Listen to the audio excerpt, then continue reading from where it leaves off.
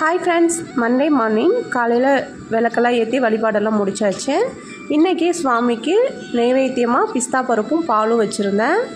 பஞ்சகவ்ய விளக்கு வழிபாடும் இன்றைக்கி வீட்டில் செஞ்சுருந்தேன். பஞ்சகவ்ய விளக்கு வழிபாடு செய்கிறது வீட்டில் ஒரு ஹோமம் செய்த பலனை கொடுக்கும். பூஜையெல்லாம் முடிச்சுட்டு ஒரு கப் காஃபியும் எடுத்துக்கிட்டாச்சு. இப்போ ஒரு டிப் பார்க்கலாம்.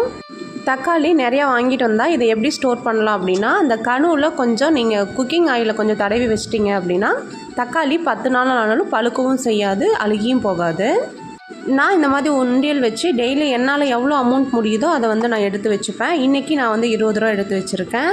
நீங்களும் இந்த மாதிரி உங்களால் எவ்வளோ முடியுதோ அதை ஒரு உண்டியலில் போட்டு எடுத்து வைங்க. மந்த் எண்ட் அப்படிங்கிறப்போ நம்மக்கிட்ட கையில் கண்டிப்பாக ஒரு அமௌண்ட் இருக்கும். அதை வச்சு நம்மளுக்கு வேணுங்கிற திங்ஸ் நம்ம வாங்கிக்கலாம்.